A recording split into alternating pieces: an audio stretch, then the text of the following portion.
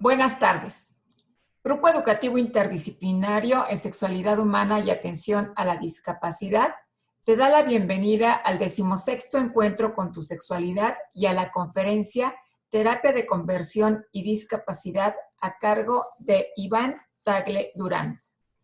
Iván Tagle Durant es defensor de derechos humanos, consultor experto en asuntos LGBTI+, y director general de YAG México. En 2015 y 2019 fue seleccionado por el Departamento de Estado de los Estados Unidos de América para el Programa de Liderazgo de Visitantes Internacionales. Representó a México en Alemania en el foro Panorama de Derechos Humanos y su relación con la 4T.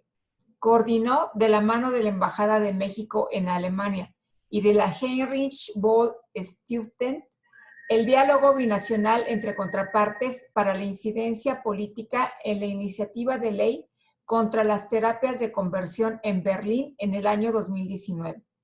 Realizó incidencia política para el reconocimiento de apellidos de hijos de madres lesbianas en la Ciudad de México y la reproducción humana asistida sin discriminación.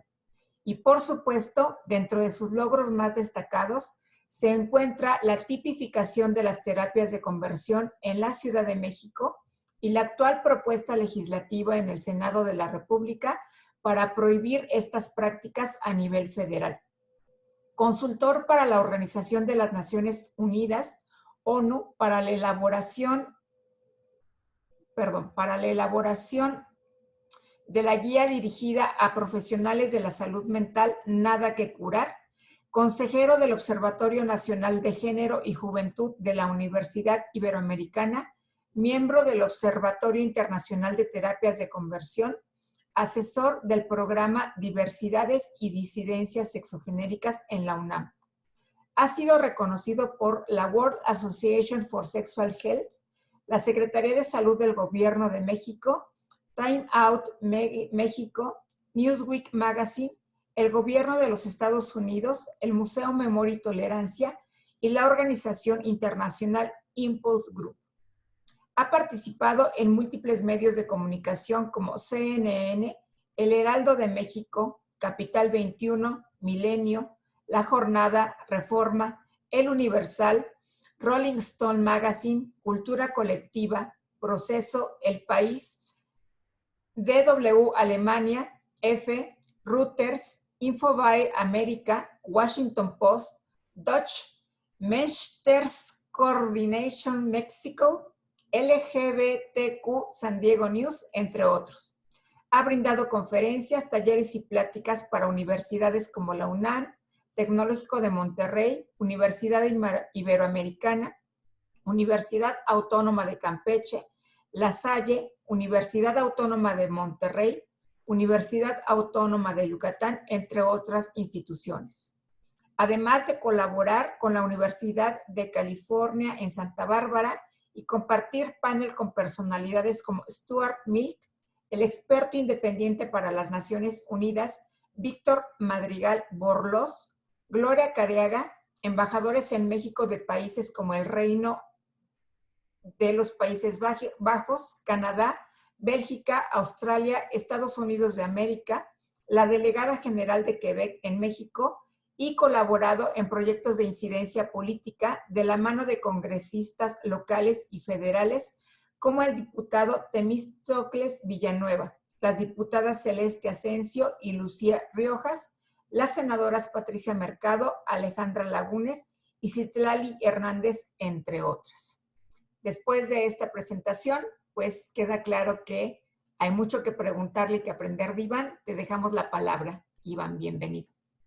Gracias, muchas gracias por esta invitación. Felicidades por seguir estos espacios, sobre todo frente a los retos sanitarios más complejos que hemos vivido como humanidad en la última, pues el último siglo, ¿no? Como bien dicen, mi nombre es Iván, yo soy director de YAG México, que es una de las organizaciones clave en nuestro país en la defensa de los derechos de nuestra comunidad, la comunidad de personas lesbianas, gays, bisexuales, trans, intersexuales, sexuales y por supuesto lo que se le vaya agregando en tanto a que cada día tenemos la oportunidad de poder hablar un poco más de manera más seria, más franca, más honesta sobre la sexualidad. Y sobre estas pláticas se van dando también diversos descubrimientos respecto a cómo las personas practican, se identifican, fluyen dentro de esta misma sexualidad. Y entonces agradezco mucho a Geishat precisamente por hacer estos espacios,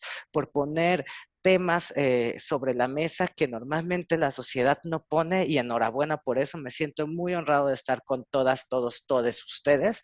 Por supuesto que yo soy gay y vengo a hablar también desde un espacio de mucha sencillez, mucha humildad, en un espacio para que construyamos, y en algún momento mi, digamos, como comprensión de los términos no es tan actualizada, ¿no? Les pediré por favor que puedan ser precisos conmigo, porque precisamente estos espacios nos ayudan a todas, todos, todes a crecer, porque es importante el uso del lenguaje para no estar reafirmando diversas estructuras de opresión. Entonces, por favor, seamos muy gentiles y pacientes, todas con todes, ¿no? Y creo que podemos comenzar desde ahí y comenzar diciendo que precisamente creo que estos espacios también deben estar tomados por quienes viven con discapacidad, ¿no?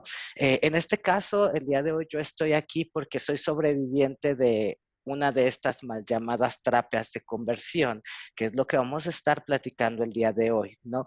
¿Cómo cruza este fenómeno que en México le llamamos ECOSIG, que son estos esfuerzos para corregir o reprimir la orientación sexual o identidad de género de una persona, ¿no? Y que es a través de tratos crueles, inhumanos y denigrantes, y cómo se cruza con la parte de la sexualidad, pero también con la parte de la discapacidad. Y sobre eso quiero comenzar diciendo, y entiendo que todas y todes aquí también son ya muy conocedores o un poco más sobre esta parte de la sexualidad. Y desafortunadamente dentro del trabajo de apoyo que tenemos, ¿no? Cuando hemos conocido a compañeros, miembros de nuestra comunidad que viven con cualquier tipo de discapacidad y se acercan a nuestros espacios, lo primero que observamos es cómo hay toda una familia o toda una sociedad que las asexualiza, ¿no? Que lleva esa discapacidad incluso a la parte sexual de prohibir y limitar, porque entonces eres un querubín y tú no puedes tener relaciones sexuales, comenzando porque hay un prejuicio, un estigma muy arraigado en toda nuestra sociedad sobre la sexualidad y cómo se va relacionando con algo malo, con algo maligno, con algo que nos tiene que dar vergüenza, con algo que nos tiene que dar miedo. Y entonces en ese sentido, pues a nuestros seres queridos que sobreprotegemos, que no queremos que les pase nada, pues los colocamos en una posición y en un lugar que creo que es bastante injusto, ¿no? Sobre todo porque no escuchamos muchas veces lo que realmente quieren, necesitan, piensan, pensamos, sentimos y vivimos, ¿no? También como personas de la diversidad sexual. Y algo muy importante de este trabajo que he venido haciendo dentro de la organización que lidereo es que tenemos que ser muy gentiles con todos, ¿no? Porque yo mismo he tenido una curva de aprendizaje enorme, ¿no? Respecto a mi propia sexualidad, y a partir de comprender mi propia sexualidad, poder entender y razonar que cada experiencia es única e individual y hay que verla de esa manera, ¿no? Y en el sentido de estar observando a compañeras, compañeros, por ejemplo, que viven con hipoacusia, ¿no? Que tienen sordera profunda, que nos han enseñado justamente a poder hablar en lenguaje de señas mexicanas, ¿no? Y a toda nuestra comunidad decir, no sé, qué bonitos ojos tienes tú, creo, por ahí más o menos, gracias a quien está interpretando en el lenguaje de señas, ¿no? Ha sido muy extraordinario y eso me ha abierto los ojos, porque yo pensaba anteriormente que la sexualidad solo era para unas personas y no para otras, ¿no? Para mí mi sexualidad era me gusta una persona por lo que veo, pero ya cuando conocemos a casos que tienen ceguera profunda, ¿no? O algún tipo de debilidad visual que tienen que de alguna manera adaptar su sexualidad desde otras experiencias, a mí de joven eso me sorprendió y me hizo entender y razonar mucho más la parte de la sexualidad a partir de grupos diversos que son prioritarios también, como las personas que viven con discapacidad. Entonces, quiero compartirles esto y estoy aquí por eso y estoy también porque de alguna manera yo soy sobreviviente de estas prácticas, ¿no? Y que vamos a hablar de esto porque nos cruza a todos. Y para poder entonces temas que parecerían completamente opuestos, poderlos relacionar como si fuera un rompecabezas, a mí me encanta hablar sobre justo una cultura de derechos humanos. ¿Qué son los derechos humanos, no? Los derechos humanos son los derechos de todas y todos simplemente por ser seres humanos. No importa de dónde venimos, dónde hayamos nacido, en qué creamos, si tengo o no, o falta. Cualquier cosa, todos los que estamos aquí tenemos que tener los mismos derechos y garantías en dignidad, en libertad y en el pleno goce de este mismo ejercicio de lo que dotan estos derechos. Partiendo por eso, ¿no? Las personas que viven con discapacidad, las personas que somos de la comunidad de la diversidad sexual, las personas que son racializadas, las personas que viven en otros lugares que no son el centro de la capital, todos merecemos los mismos derechos. Y uno de esos derechos es el libre desarrollo de nuestra personalidad, nuestra autodeterminación, cómo vamos construyéndonos como personas a través de nuestras experiencias y lo que nos cruza. Y creemos, y más bien nuestro país garantiza eso, que se potencie el desarrollo de las personas en lugar de reprimirles, ¿no? Castigarles o someterles a terribles prácticas, porque se cree que lo normal es comportarse solo de una manera o de una forma, ¿no? Y a mí me encanta siempre hablar también de estos temas porque nos hace cruzar realidades y nos hace entender la misma problemática desde diversos espacios que genera una empatía, ¿no? Entonces me voy a permitir compartir pantalla para poder ya entrar, déjenme comparto con audio para poder ya entrar a detalle de qué son los ECOSIG y el tema de discapacidad, pero como les venía diciendo, para nosotros es súper importante como organización tener un piso en común, ¿no? Que son justo los derechos humanos. Y para poder entender los derechos humanos, me voy a ir súper rapidísimo en todas estas presentaciones, ¿no? Me gustaría, sobre todo, que puedan ver este video sobre los derechos humanos y de esto me voy a los ECOSIG.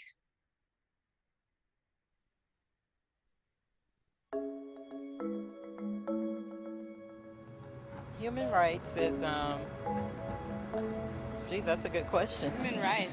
Well, that's a tough one. Wow. I don't even know how to give that a definition. I would probably have to do a little bit of homework or something. Yeah, any right that I think just as a normal, human, The rights that humans have. Oh, that's a very large debate. Menneskeret kan betyde mange ting. Tú le puedes preguntar a 20 personas y te van a dar 20 diferentes opiniones. Non saprei, è una domanda complicatissima. Because we just take them for granted that they're there, but we don't even consider what they are.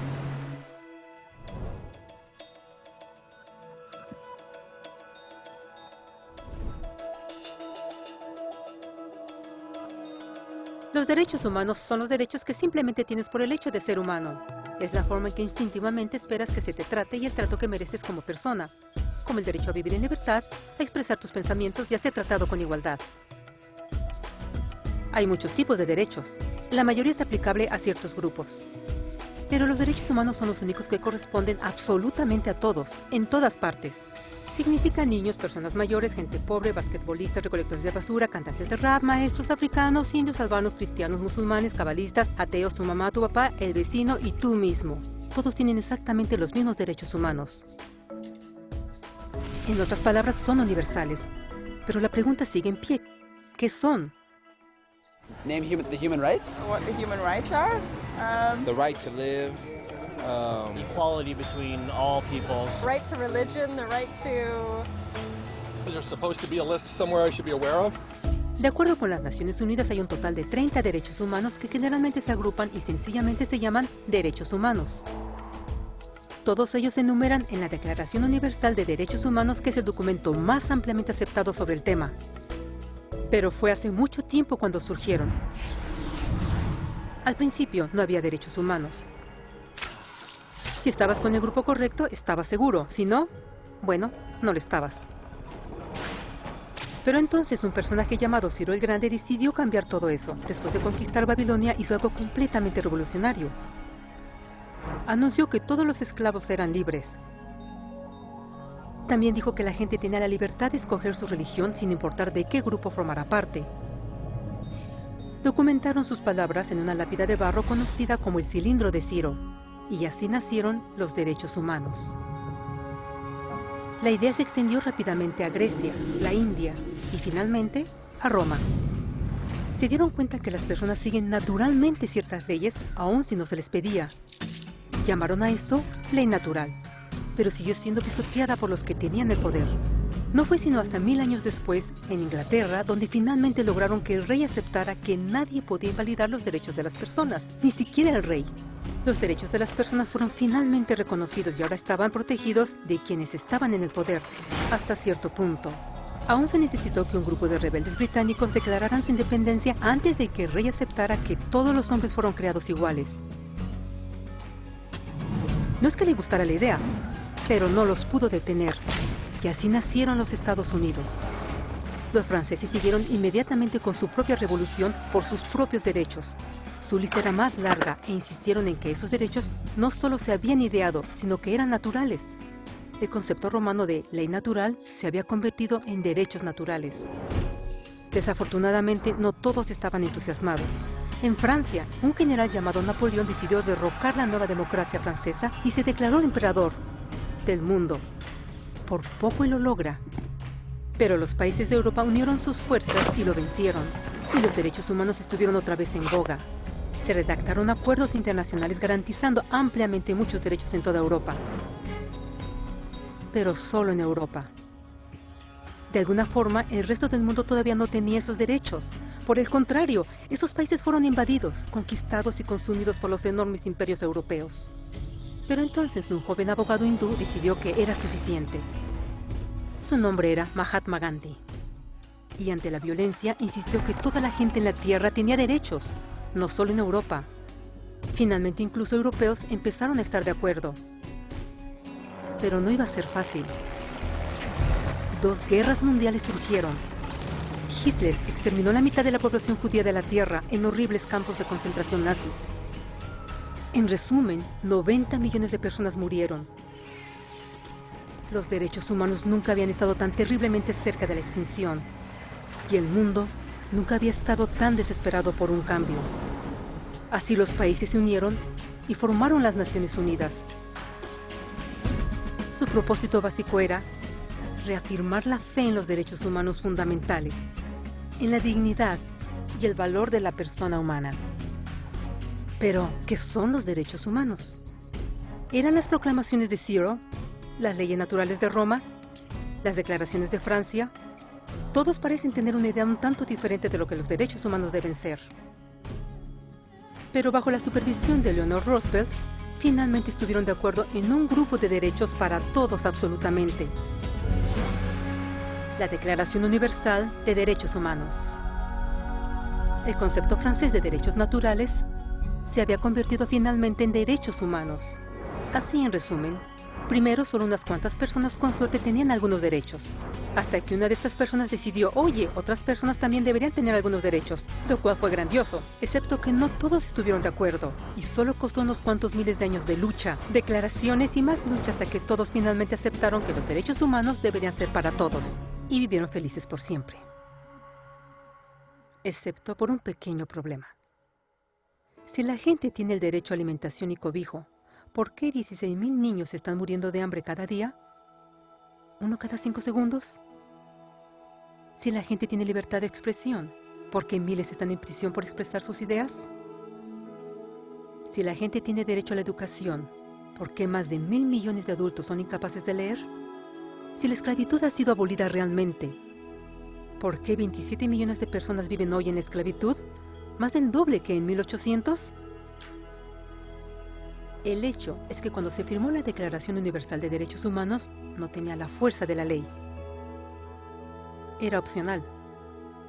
Y a pesar de muchísimos documentos, convenciones, tratados y leyes, no eran más que palabras en papel. Así que la cuestión es, ¿quién hará que esas palabras sean una realidad?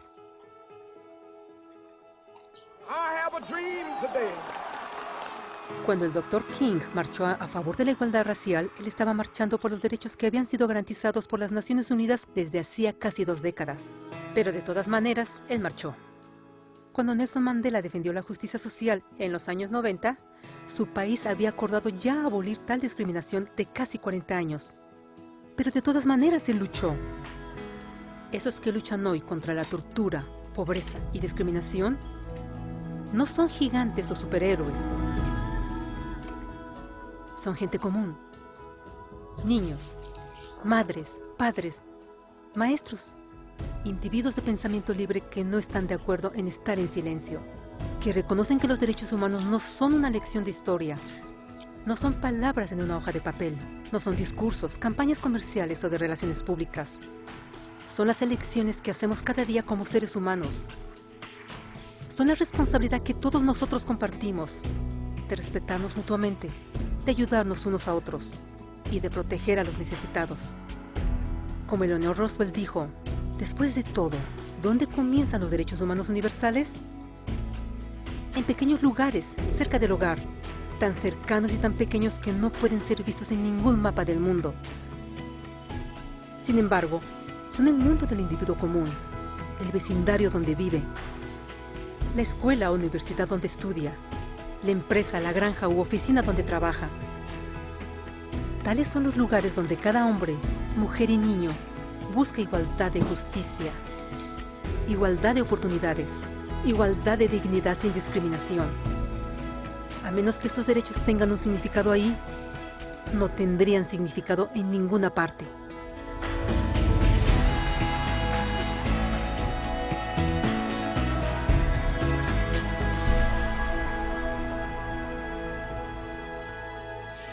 Bueno, y es importante que conociéramos justo este contexto porque los derechos humanos, como vemos, son de todas y de todos. Y cuando hablamos de derechos humanos, tenemos que hablar de los derechos de la comunidad LGBTI+, lesbianas, gays, bisexuales, trans.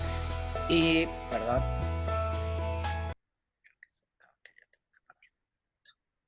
Muy bien.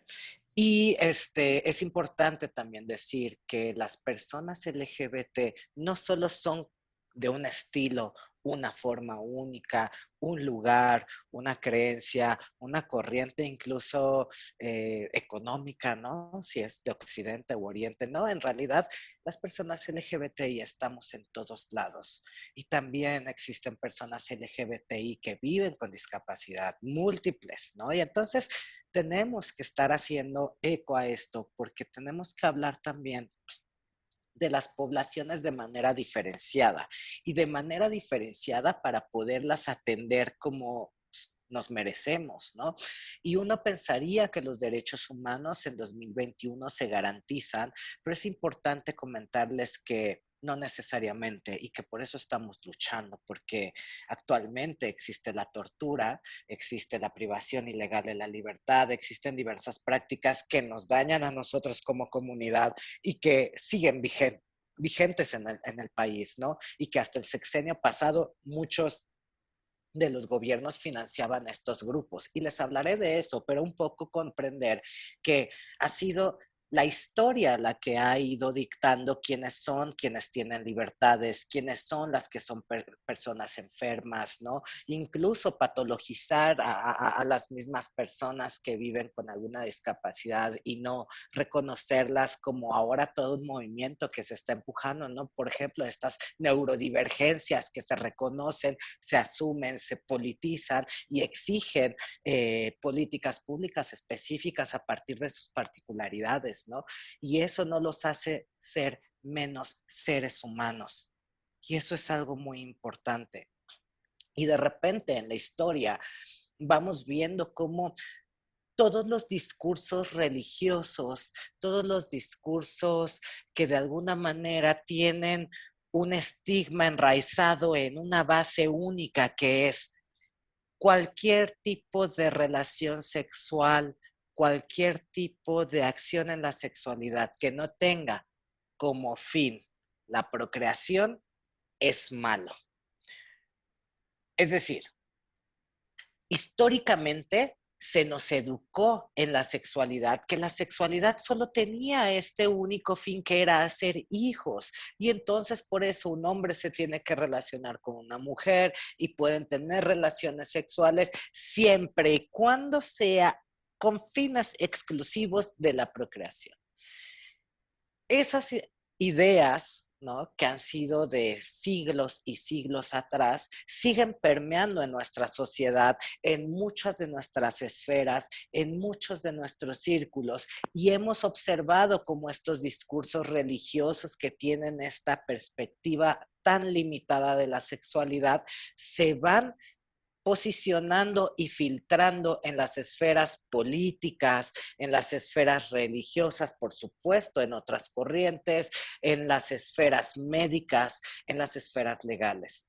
Y comienzan entonces a criminalizar todas relaciones, a todas las personas que ejerzan alguna práctica sexual sin fines procreativos, ¿no? Y entonces dejamos al placer completamente de un lado porque estas ideas ponen al placer en un lugar malo, negativo, de pecado, de castigo, del infierno, y nosotros venimos cargando con esos arquetipos que justo surgen al momento de yo tener una relación sexual, acercarme afectivamente con alguien, permitirme explorar mi sexualidad.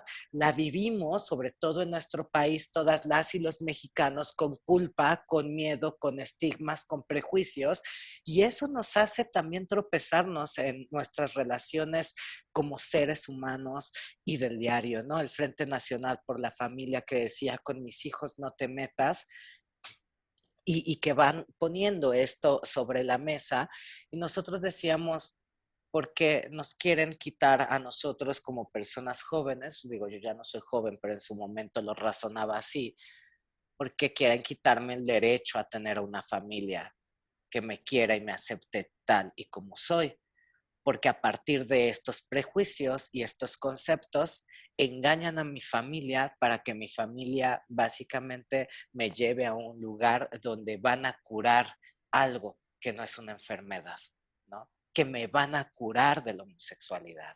Y las personas siguen pensando eso y estos grupos siguen promoviendo eso, y a partir de eso es que empieza nuestra lucha para que ninguna otra persona, ninguna mujer u hombre como yo viva lo que son estas mal llamadas terapias de conversión, ¿no?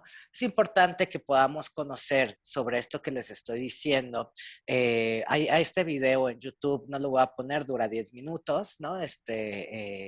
Me voy a abrevar eso tal vez para la plática, pero pueden encontrarlo como Historia del Colectivo LGBT en 10 minutos.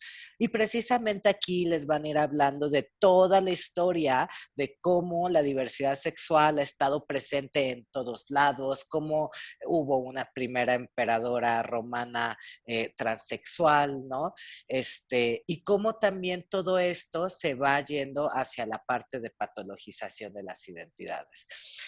¿Qué es lo que nosotros estamos empujando? Justo a que haya una terapia de aceptación y no de conversión, porque muchas veces nuestros papás se acercan justo con profesionales de la salud mental que les dicen que estas identidades o que una persona LGBT es una enferma mental, ¿no? Y imagínense si le agregamos la interseccionalidad justo de la discapacidad, pues todavía la violencia o aumenta, ¿no? O existen más barreras y limitantes que nos ayude a trabajar y a sacar a las víctimas de eso, porque por supuesto que a las personas que viven con alguna discapacidad siempre se les patologiza y entonces a partir de ello no estás tomando las mejores decisiones. Es una etapa porque estás confundido, o sea, si estuvieras bien, entre comillas, ¿no? Entonces serías normal, entre comillas. Eso quiere decir que si eres hombre te va a gustar una mujer. Y vamos repitiendo los discursos de los que nos queremos alejar y sobre todo de los que queremos alejar a nuestros hijos o a nuestros familiares que vivan con discapacidad, ¿no? Eso es importantísimo ponerlo sobre la mesa, que seamos muy autocríticos de cómo podemos estar repitiendo muchos discursos que es como un boomerang que nos va a pegar en la cara, ¿no? Y bueno, afortunadamente hemos trabajado mucho, pero ¿a qué voy con esto de las terapias de conversión? Los ECOSIG, ¿qué son? ¿No? Bueno, pues les dejo este video. Desde el siglo pasado, la orientación sexual y la identidad de género, distintas a la heterosexual, dejaron de ser consideradas como enfermedades por las asociaciones médicas más importantes del mundo. Hoy se sabe que son variantes sanas y naturales de la diversidad humana. A pesar de estos avances, las personas LGBTI, lesbianas, gays, bisexuales, trans, intersexuales, queer y más, siguen siendo víctimas de violencia simplemente por manifestar quiénes son y a quién deciden amar. Una de estas formas de violencia son los ECOSIG, esfuerzos para corregir la orientación sexual y la identidad de género de las personas LGBTI. El argumento principal de los ECOSIG es que la homosexualidad y la transexualidad son enfermedades que pueden ser curadas. Estos esfuerzos se presentan en forma de sesiones psicológicas o psiquiátricas, pero también en forma de cursos o retiros espirituales, con alto grado de violencia emocional, física y sexual, mediante el uso forzado de medicamentos, abusos sexuales y privación ilegal de la libertad, entre otros. Por estos tratos crueles e inhumanos, los ECOSIG son considerados como tortura por organismos especializados dentro de Naciones Unidas. Es alarmante que muchas víctimas de los ECOSIG son menores de edad, ya que quienes ofrecen estas prácticas engañan a las madres y padres con la falsa promesa de que sus hijas e hijos cambiarán su orientación sexual o identidad de género. Estudios recientes demuestran que los ECOSIG tienen consecuencias muy graves y permanentes en las personas que son forzadas a acudir a ellas, como lo son baja autoestima, rechazo propio, aislamiento y hasta el suicidio. Los ECOSIG, además de ser un fraude comercial y ser considerados como tortura, son actos de discriminación contra las personas LGBTI. Es por ello que se debe legislar para erradicar este tipo de prácticas. UNODC se une al combate contra la tortura y todo tipo de tratos crueles, inhumanos y degradantes hacia la población LGBTI. Bueno, y entonces como lo veíamos, justo estos ECOSIG son prácticas que pretenden reprimir la sexualidad de las personas mediante tratos crueles, inhumanos y denigrantes. Prácticas como lo son la privación ilegal de la libertad, ¿no? Donde meten, y que fue mi caso, ¿no? Donde nos meten a un centro de seguridad, donde nos privan de la libertad durante varios días, sin poder comer, sin poder dormir, donde nos sujetan a diversos como shocks emocionales, ¿no? Donde empieza a haber regresiones y entonces te instalan esta idea de que tú eres un enfermo y es tu culpa y debes de cambiar. Y eso me sucedió a los 15 años y por supuesto que no son lugares positivos ni seguros para nadie, ¿no? Son lugares donde se ejerce mucha violencia, ¿no? Donde se golpea a la gente y donde se tortura a las personas. Y bueno, Otras de las prácticas pueden ser las mal llamadas terapias de conversión, ¿no? Donde se va a terapia psicológica, donde incluso hasta se medica a las personas, porque claro, Iván es medio femenino y entonces hay que quitarle lo femenino porque pues, no puede ser así, porque un hombre tiene que ser fuerte, tiene que tener la voz más gruesa, no necesita mover tanto las manos y entonces pues vamos a meter estrógenos, vamos a meter testosterona, vamos entonces a medicarlo sin necesariamente que exista una homologación de la identidad y desarrollo de la personalidad y del individuo en cuestión, que es ya una víctima al presentarse con esos profesionales de la salud que simplemente lucran con el dolor y la desinformación de las personas. Y desafortunadamente están también las violaciones correctivas. Y las violaciones correctivas es un fenómeno que se da sobre todo por una cuestión de género. Porque claro, si una mujer ama a otra mujer es porque no ha probado a un hombre. Y las familias consensúan estas prácticas y estos métodos para cambiarlas, para curarlas y consensúan con el violentador o el agresor, ¿no? Este tipo de abusos sexuales como un correctivo para enderezar al buen camino, entre comillas, a una persona en su orientación sexual. Eso aquí en todo el mundo es inhumano. Eso es tortura, eso es una violación flagrante a los derechos de cualquier persona. Y esas prácticas también se normalizan en todo nuestro país hacia las personas que tienen un sexo masculino. Es decir, cuando tú cumples 15 o 18 años, sobre todo al interior de la República, es muy común que tu familia celebre tu cumpleaños llevándote a un espacio para probarte en un lugar de trabajo sexual. Y entonces normalizamos eso, porque claro, aquí en un país machista tú tienes que ir a conquistar y tenemos que celebrar y tenemos que observar que lo estás haciendo, porque eso es lo que se espera socialmente de un hombre. Mientras que con las mujeres entonces aumenta esa violencia porque además hay una expectativa social enorme respecto a lo que significa una mujer, la virginidad de una mujer y entonces hay un castigo mayor. Vamos a hablar más sobre esto, sobre sus implicaciones, ¿no? ¿Qué es lo que está pasando con algunos de los fenómenos? Pero, pues bueno, como les decía, estas prácticas lo que pretenden es reprimir la sexualidad. Tiene que haber un castigo. Eso es, si tú haces algo va a haber un castigo. Y entonces lo que pasa con la persona que está siendo víctima de los ECOSIG es que, por supuesto, renuncia a su libertad por su propia seguridad.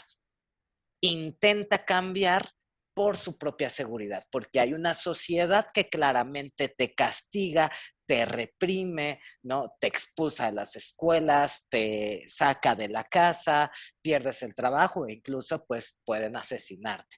¿Quién en su sano juicio quiere una vida así, no? Entonces, tienen toda una razón de ser estas prácticas como manera de represión. Yo siempre he dicho, estas prácticas funcionan. Funcionan. ¿En qué sentido? No en que curan algo que no es una enfermedad. Funcionan en el sentido en que despersonalizan al individuo. Queda una marca de por vida en ti, en tu sexualidad, en tu manera de acercarte. Yo después de lo que me pasó a los 15 años que salgo de este lugar, por supuesto, ni hablaba, me quedaba callado y para toda mi familia era el hijo perfecto porque ya no daba problemas, ¿no? Ya no me atrevía ni siquiera a expresarme porque yo sabía que apenas si hablara un poco y alguien notara que era un poco gay, iba a regresar a ese espacio de tortura, ¿no? Y desafortunadamente muchos compañeros que también viven con discapacidad y compañeras sufren estas prácticas del diario constantemente, ¿no? Desde incluso su sexualidad, incluso los mismos heterosexuales que viven con discapacidad pueden enfrentarse a esfuerzos para reprimir su sexualidad porque tú no deberías de hacerlo. Y entonces nos alejamos de los discursos de hablar de una sexualidad responsable, afectiva, informada, segura para mí, para la otra persona. Y no podemos comenzar a hablar sobre estas pláticas si no comenzamos una discusión seria y honesta sobre nuestras propias prácticas y sexualidad y educación en la sexualidad. Es una reflexión y una invitación a que lo hagamos. Y bueno, como les decía, las terapias de conversión, o como le conocemos aquí en México, ECOSIG, pueden ser tanto la privación de la libertad, el suministro de fármacos, ojo, los electroshocks. Esto es algo terrible que hemos encontrado, que lamentablemente sigue pasando. Apenas en la semana le comentábamos a la directora de GayChat que estábamos en el Senado mexicano denunciando una víctima de terapias de electroshocks que la electrocutaron desde una iglesia porque ellos pensaban que así la iban a curar. Y ojo, desde 1990, como lo vimos en el video, la Organización Mundial de la Salud dijo, la homosexualidad no es una enfermedad. Y recientemente ha reconocido a la transexualidad como una variante más de la sexualidad humana. Entonces, si no es una enfermedad, no hay nada que curar. Y siguen sometiendo a las personas a electroshocks, ¿no? Es impresionante esto que se está dando y como lo venimos viendo, no hay nada terapéutico en esto. Eso es tortura, ¿no? Y por supuesto existe también una violencia económica por parte de las familias, ¿no? Tú eres gay, entonces vas a perder tu escuela, ¿no? Entonces tú salte de la casa y te echan, ¿no? O como yo, ¿no? En esta movilidad forzada de tengo que escaparme de mi casa. A los 17 años huyo de mi casa precisamente por todas esas violencias y comienzo a vivir en la calle, literalmente en la calle, porque en ese momento a los 17 años no podía trabajar, nadie me daba trabajo porque era menor de edad y a lo que me tuve que dedicar fue tocar el violín en las calles para poder sobrevivir. Por supuesto que esa violencia económica te hace renunciar a tus libertades. Y ahorita más adelante voy a estar hablando de esa renuncia de las libertades porque creo que lo vamos a comprender mucho más con esto que ha pasado de la pandemia. Las violaciones correctivas, la intimidación son estas formas de ECOSIG y quiero mostrarles algunos de los testimonios de las personas que a través de cartas, pues diversos aliados de nuestra organización que conocen también las historias y a las víctimas le dan lectura. Y esto para poder comprender más sobre el fenómeno, cómo los prejuicios, el estigma, la desinformación llevan a la sociedad a ejercer estas violencias en contra de personas que no son iguales a una mayoría. Y yo creo que está bien no ser igual y está bien que todos seamos distintos. Lo que está mal es cuando esa diferencia te molesta tanto como para validar las prácticas que veremos a continuación.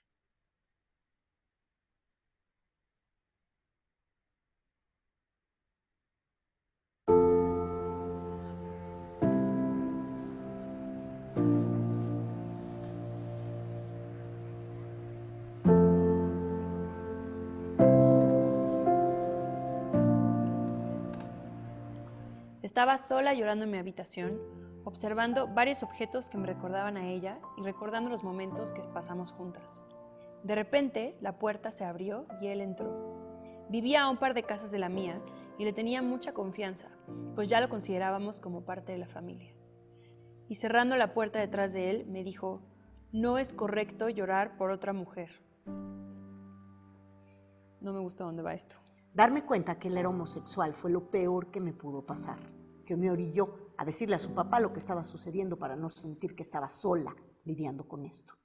Y acordamos en llevarlo a un lugar donde ofrecían la terapia de conversión. Después de horas en la carretera se detuvieron en medio de la nada, nos bajaron y nos formaron con las manos sobre la camioneta, como si fuéramos delincuentes. Únicamente había 2 mayores de edad. Por todo lo demás, eran adolescentes de secundaria y preparatoria. Putitos nos decían, aquí los vamos a curar. pues lo secuestraron, ¿no? Su humor cambió, de ser alegre se volvió una persona taciturna que emanaba tristeza todo el tiempo. Mis ilusiones para que el tratamiento lo cambiaran se fueron desvaneciendo poco a poco. Cuando comenzó con los electroshocks, me di cuenta de mi error. Solo lo llevé una vez. Se abalanzó sobre mí. Sentí su aliento en la cara cuando lo tenía encima. Me sujetó los brazos con fuerza. Moví las piernas para tratar de zafarme de él, pero no pude. Le supliqué que se fuera, pero estaba inmovilizada. Te voy a ayudar a cambiar, repetía. Lo sentí dentro de mí. Su aliento recorría mi rostro. Le supliqué que parara, pero no lo hizo. Su cuerpo se movía sobre el mío y sus brazos me apretaban. Me quedé inmóvil con la vista fija en el techo, esperando a que todo terminara. El segundo día el cura al frente pidió que bajara el Espíritu Santo porque no solo estábamos enfermos, sino también poseídos. Algunos niños se desmayaron y 2 se convulsionaron cerca de mí. En ese momento comprendí que estaba haciendo un exorcismo para quitar la homosexualidad. Si hubiera sabido lo que sé ahora, nunca lo hubiera llevado a vivir ese infierno. Terapias de conversión.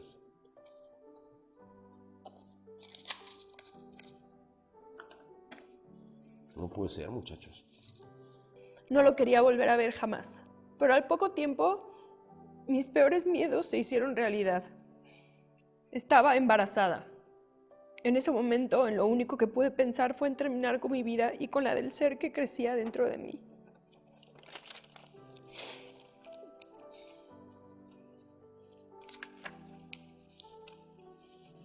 Pues nadie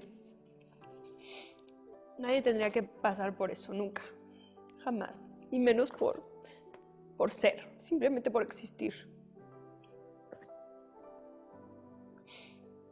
Me sorprendió cuando llegué al punto de los electroshocks, no me lo esperaba, y no alcanzo a dimensionar cómo puedes manejar la culpa de haber autorizado una terapia que involucre electroshocks, que va a tener consecuencias irreversibles. Este tipo de cosas tan oscuras solo se acaban cuando las llevamos a la luz. Esto es una persona que vivió una pesadilla terrorífica y que nos está contando que más personas viven esas pesadillas. Todos tenemos el derecho de ser libres y de ser aceptados tal y como somos.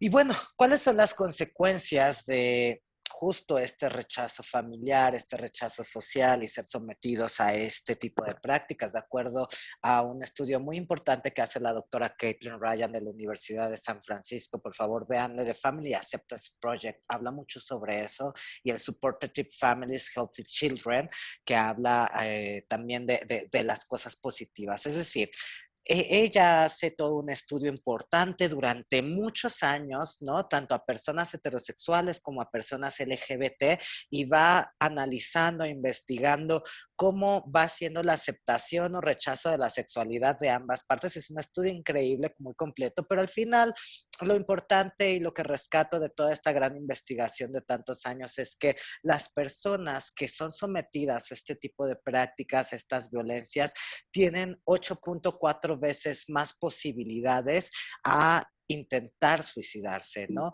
Esto quiere decir que también pues se presentan más personas que pueden llegar a tener mayor depresión, ¿no? Y por supuesto aumenta 3.4 veces más las posibilidades de abuso de sustancias, ¿no? Esto es importante y Esto me gustó mucho porque lo vemos mucho en la organización, en los grupos de apoyo que tenemos a jóvenes, como jóvenes que han sido rechazados, han sido violentados, han sido metidos a este tipo de prácticas, comienzan también a tener relaciones sexuales sin protección, ¿no? Y tienen hasta 3.4 veces más posibilidades de riesgo de contraer VIH u otras ITS, y esto como una forma de suicidio silencioso, ¿no? Es muy importante, hay muchas investigaciones que comienzan a hablar sobre este tipo de fenómenos, ¿no? Y bueno, esto me lo voy a saltar. Algo muy importante que viene con la pandemia es que justo nosotros hicimos un estudio en 2021, durante toda la primera ola, segunda ola de la pandemia, para poder ver el impacto de cómo la pandemia iba afectando a nuestras poblaciones. Pero cuando hablamos de nuestras poblaciones, pues es como cuando hablamos de personas con discapacidad. Hay múltiples, hay una gran gama, hay una gran diversidad y no podemos abordar las políticas públicas únicamente como pues hacia una población que es la población con discapacidad. O sea, las políticas, los ejercicios tienen que verse de manera diferenciada. Lo mismo con la comunidad LGBT, porque nuestras experiencias como hombres gays son distintas a las experiencias de las mujeres lesbianas, a las experiencias de las personas bisexuales, a las personas que se identifican no binarias.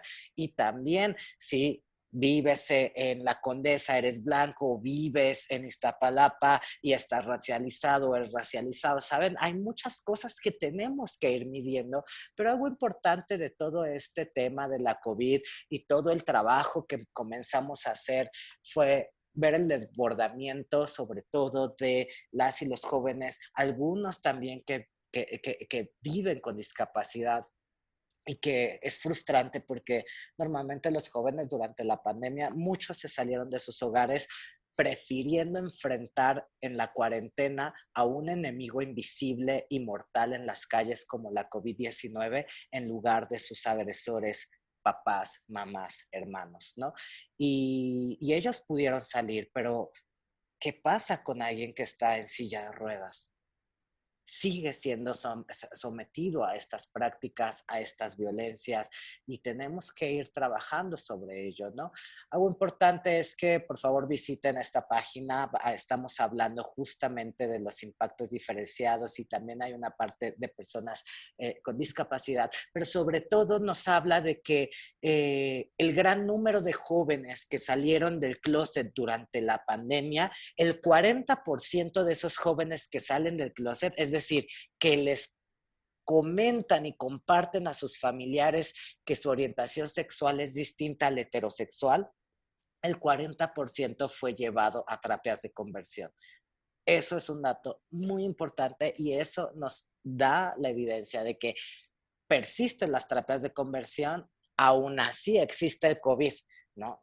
No disminuyeron, se multiplicaron a través de redes sociales, a través de webinars y conferencias, y por eso fue importante mover estas iniciativas, porque al final, ahí estábamos, una foto del Congreso de la Cámara de Diputados el 24 de julio del año pasado. Logramos aprobar esta iniciativa de ley que prohíbe estas prácticas para reprimir la sexualidad y por supuesto este tipo de leyes también considera a las personas con discapacidad. Importantísimo, no me gusta el lenguaje legislativo y jurídico para referirse a nuestras poblaciones en muchas formas, pero bueno, son las que tienen que o las que tenemos que utilizar, que están en ese momento para no caer en una inconstitucionalidad, pero también hablamos y reconocemos el fenómeno tan importante que le cruza a las personas con discapacidad porque son mucho más vulnerables ellas a los ECOSIG, a las terapias de conversión y desafortunadamente son ellas también las que la población que aumenta en cuestión de no denuncia, ¿no? O sea, es imposible, es muy, muy, muy raro que una persona denuncie sobre esto. Y también es importante hablar sobre esto porque tenemos que verles como sujetos de derecho, no como patologizar y entonces como te patologizamos, te inhumanizamos, te quitamos tus derechos humanos, ¿no? No los reconocemos o hay una sobreprotección. Hay muchas cosas que tenemos que comenzar a cuestionar y a cambiar. Y bueno, pues justo ahí estamos en el trabajo legislativo con los grupos de apoyo precisamente para estar acabando con estas prácticas que esperamos que en el Senado se vote lo antes posible. Quiero acabar rapidísimo con comentarles lo siguiente. Creo que todos en algún momento de la pandemia, en el primer mes que estábamos aterrados, logramos, algunos otros no, tener una cuarentena en nuestros hogares, ¿no? ¿Y qué pasó después de un mes de estar encerrados? Muchos de nosotros nos volvimos locos, no podíamos ya ni saber dónde estábamos parados. ¿Y por qué hicimos eso? ¿Y por qué nos encerramos? ¿Por qué renunciamos a nuestra libertad de seguir nuestras vidas, seguir trabajando, saliendo, y nos encerramos en nuestro hogar? Porque hay una amenaza constante de que si tú te sales de tu casa, algo malo te va a pasar, te vas a enfermar. Si tú te sales de tu casa, ¿no?, vas a dañar a tu familia porque seguramente vas a regresar con el virus, ¿no? Y entonces, lo que haces es ceder tus derechos y libertades por tu protección. Eso que ustedes vivieron en ese primer mes, 2 meses o el tiempo que pudieron hacer de cuarentena, es tan solo una millonésima parte de lo que vivimos la comunidad LGBTI+. Porque precisamente eso que ustedes vivieron es lo mismo que nosotros vivimos cuando estamos en el closet. Yo viví 17 años en cuarentena en ese closet, porque si yo salía del closet, alguien me iba a torturar. Si yo salía del closet, mi vida iba a correr riesgo. Si yo salía del closet, iba a perder mi trabajo, mis estudios, a mis amigos. Y buscas soluciones milagrosas que son un fraude y que más allá de ayudarte, realmente te hacen daño. Yo sí creo que todas y todos merecemos una familia que nos quiere, que nos ame y que potencie nuestro desarrollo sin importar quiénes seamos, ¿no? Ni de dónde venimos, ni cómo nos llamemos, ni qué signo zodiacal seamos. Prácticamente todos tenemos los mismos derechos y hay que pelear por eso, ¿no? Espero que les haya gustado, espero que les haya dado como un poco de oportunidad de reflexionar sobre algunas cuestiones y pues nada, tenemos estos últimos minutos por si alguien de aquí tiene como alguna pregunta, con gusto podemos resolverla y si no, pueden encontrarnos a través de la página web yagmexico.org y con gusto estaremos respondiendo a todas sus dudas. Muchas gracias, Geishat, por este espacio. Gracias, Iván. Y yo voy a ser la primera en preguntar.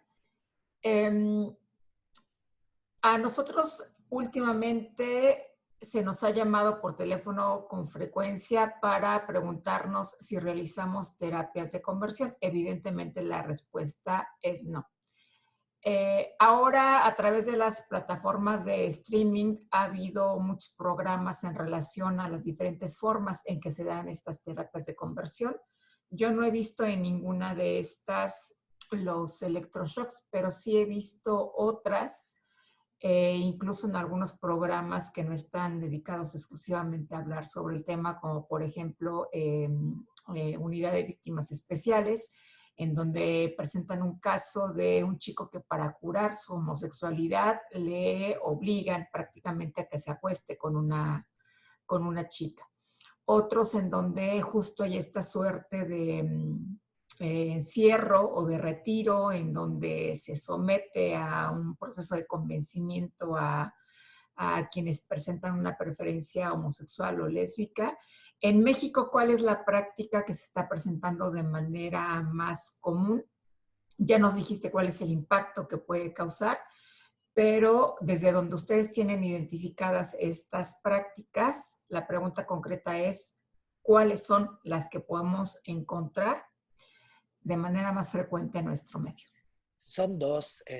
La primera tiene que ver con grupos relacionados a adicciones, donde también consideran a la homosexualidad o al lesbianismo, a la transexualidad como una enfermedad comparable con el alcoholismo y la drogadicción. Entonces, muchos de estos centros que parten de esfuerzos de América del Norte que vinieron aquí, se hicieron grupos, de esos grupos se separaron en varias células. Una de esas corrientes se mete mucho al tema de los anexos, cuarto y quinto paso, AA, ¿no? Hacen sus congresos, son numerosos, y todas estas personas están siendo educadas en que la homosexualidad es como el alcoholismo y la drogadicción, ¿no? Y que la gente recae y entonces los anexan. Los anexos son un problema muy grande, sobre todo también en Jalisco. El 17 de mayo pasado, justo Jalisco reconoce, la primera vez que un gobierno de México reconoce que estuvo financiando estos centros, ¿no? Y que esos centros son para eso.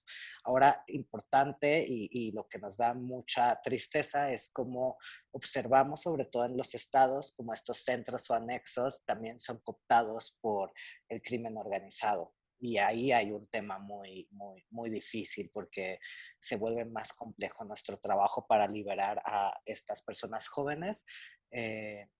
Es difícil liberar a las personas porque no hay leyes. Normalmente pueden pasar hasta 6 meses encerrados. Ha sido nuestro caso con menos tiempo de aislamiento, han sido 4 meses, ¿no?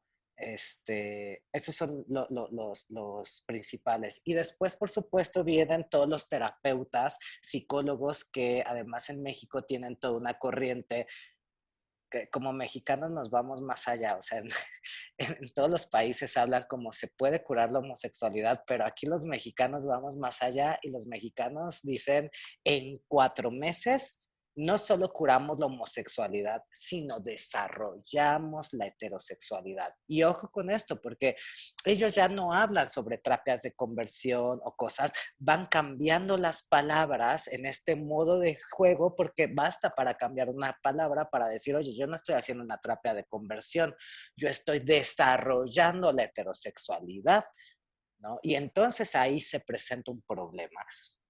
Y es importante decirlo porque estas leyes hay que verlas como un elemento más, no como la solución. Un elemento, además, que nos permita a todos como sociedad poner algo importante en el eje de la discusión y es qué tipo de acceso a la salud mental merecemos las y los mexicanos. Y creemos que merecemos un acceso a la salud mental sin discriminación y que esté apegado a lo que dicen los máximos órganos regulatorios de la salud a nivel internacional. No lo que diga la Biblia, la Ouija, el Corán, ¿no? El tarot. Entonces, como bien saben, y Irene, tú seguramente también lo conoces, pues hay nula legislación en nuestro país en materia de salud mental. No existen esas legislaciones y creo que este es un primer paso para poner ese tipo de temas sobre la mesa, porque desafortunadamente esto es un fraude comercial. Las personas lo saben y orillan a que nuestras familias cometan los peores tratos y actos pensando en nuestro bien, pero están siendo mal aconsejados, mal informados, y por eso celebro este tipo de espacios, porque creo que pues aquí puedes encontrarte un espacio seguro que te dan información asertiva, que además protege derechos humanos. Si tu práctica como médico, como persona, como científico es dañar a alguien, entonces cuestiónatelo. Pero si tu práctica es proteger a esa persona, pues entonces seguramente nadie te va a denunciar, ¿no? No tendrías por qué tener miedo. Entonces, bueno, un poco esas son las dos prácticas. Angélica. Si quieres, puedes tomar el micrófono, Angélica. Sí, lentos. Hola, buenas tardes. ¿Actualmente estas instituciones operan de manera ilegal o cómo le hacen para operar? ¿Y existe legislación actual así como para estas instituciones? Sí, operan de manera legal porque no hay una regulación o no había una regulación, ¿no? Operaban de manera legal incluso siendo financiadas por los propios gobiernos. El estado de Jalisco financiaba a estos lugares y a estas personas. Y apenas el año pasado, el 17 de mayo, se conmemora en todo el mundo el Día Internacional de la Lucha contra la Homofobia, la Lesbofobia, porque fue el 17 de mayo de 1990 cuando la OMS retiró la homosexualidad de la lista de enfermedades mentales. Entonces sale el gobierno de Jalisco diciendo, oigan, ¿qué creen? Que ya vimos en nómina y pues, los gobiernos, sobre todo panistas, que son más apegados a lo religioso, estaban apoyando económicamente estos centros. Jalisco no ha legislado en contra de estas prácticas. Eso quiere decir que Jalisco, la gente puede seguir haciendo esto. Si bien existen elementos de delito, porque por ejemplo una violación, pues es una violación, ¿no? Pero esto es lo increíble y lo que más me da miedo. En México somos el primer país en el mundo en abuso sexual infantil. Ahora imagínenselo y crúcenlo con también el tema de discapacidad. Vayamos pensando en eso, porque obviamente se eleva esa cifra. Y tan solo el 1% de los casos se ha resuelto. 1%. Entonces, cuando los legisladores nos dicen, oye, no legisles porque pues ya está, la violación ya está. Eso ya es un delito. ¿Para qué lo quieres legislar? Bueno, pues porque necesitamos que tú como gobierno y Estado reconozcas este fenómeno como un delito. Porque si bien sé que no va a pasar nada porque en México la impunidad está muy alta, el gobierno sí tiene la obligación de prevenir el delito y garantizar la no repetición.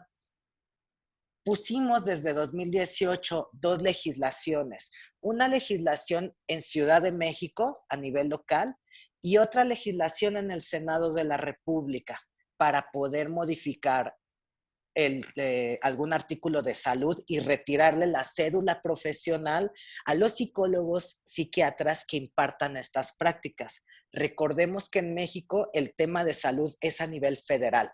Los congresos locales no pueden legislar ni regular en términos de salud porque eso es un tema federal. Entonces, ahorita la ley está siendo votada en el Senado. Esperemos que pase porque eso nos ahorraría una década de lucha.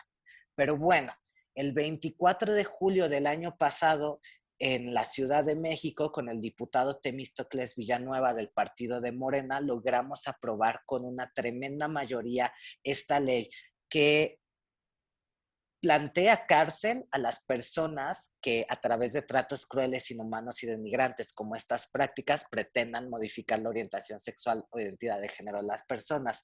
Ya la doctora Claudia Sheinbaum lo ha publicado en la Gaceta Oficial. ¿Cuál es el problema? Que aún así esto no es que se acabe ya la problemática y el fenómeno. O sea, si hay un psicólogo en Ciudad de México que lo hace, yo voy a ir y lo voy a denunciar. ¿Y sabes qué va a pasar? Nada, porque el juez seguramente no sabe qué es la orientación sexual. El juez seguramente tiene un montón de prejuicios y más si es una persona trans y más si es una persona con discapacidad. Y si nunca ha escuchado qué son las terapias de conversión, seguramente si ese juez nació antes de 1990, su educación, y esto es un hecho, su educación fue: los homosexuales son unos enfermos. Yo nací en el año 1989. En el año que yo nazco, la homosexualidad en todo el mundo seguía siendo reconocida como una enfermedad. Entonces, ¿qué es lo que nos toca a todas y todos nosotros? Una vez que ya incidimos en poner una ley, en que el gobierno está diciendo, no, si nos pasamos de lanza, la gente se pasa de lanza con la gente gay, ya no los torturen, pobres, ¿no?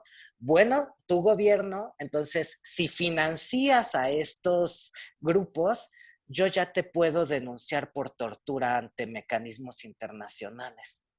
Y no solo eso, como ya estás reconociendo el delito, vas a generar la política pública. ¿Y cuál es la política pública? Vámonos a las escuelas y universidades, vamos a reformar y a formar nuevamente a los médicos, a los psicólogos, vámonos a las organizaciones, ¿no? O sea, lo que está haciendo ahorita Geishat, increíble, mis respetos, porque no necesariamente es de la diversidad sexual, pero sabe que nos cruzamos en nuestros caminos, que hay personas que tienen discapacidad y que son gays también, y ahí estamos. Entonces, eso es lo que toca. Importante decir que a partir del 24 de julio pasado, hasta ahora en México ya son 8 los estados que han aprobado estas leyes, porque las víctimas siguen saliendo. Chicas, yo cuando hablé de mi experiencia fue muy doloroso, porque además me llevo ya bien con mis papás, nos queremos mucho, mis papás son grandes activistas, y cuando hablo de esto es siempre exponerlos al escrutinio público. O sea, imagínense la familia, es como, ¿qué le hiciste a tu hijo? O sea, hay un señalamiento social, un desdén social terrible que nos coloca en un punto que no le deseo a nadie, pero hemos tenido que alzar las voces, y por eso también cuando veo a mujeres que levantan la voz por el tema de abuso sexual, violencias, sé lo difícil que es. Y a mí igual sí me creen por ser hombre, pero hay compañeras que no les creen por ser mujeres. Entonces, bueno, desde que están levantando las voces todas ellas, todos nosotros, todos nosotres, ¿no? Son 8 los estados que ya prohibieron estas prácticas. Así es. Muchas gracias. Muchas gracias.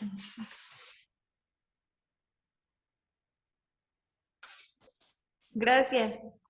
Buenísimo. Y nada, pues síganos por favor en redes sociales, @YagMéxico, cualquier cosa ahí estamos.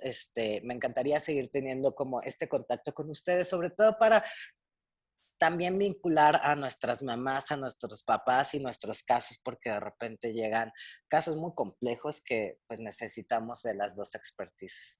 Pues bueno, cuídense mucho, les agradezco la invitación, muchas gracias a las personas que nos están ayudando con el lenguaje de señas mexicanas. Gracias, Irene, por todo lo que haces, me da mucho gusto verte, enhorabuena por el trabajo que has hecho por años y años y años, no lo dejes de hacer. Tienes el micrófono apagado. Irene, tienes el micrófono, tu micrófono está apagado. Muchas gracias. Según yo ya lo había encendido. Agradecemos a Iván Tagle Durán por su participación en el 10º encuentro con tu sexualidad con la conferencia Terapia de Conversión y Discapacidad, así como tu asistencia y participación. Te invitamos a nuestras próximas sesiones virtuales. Igualmente, agradecemos a Enrique Serrano y Vanessa González por su apoyo en la interpretación de lengua de señas mexicana. Hasta la próxima.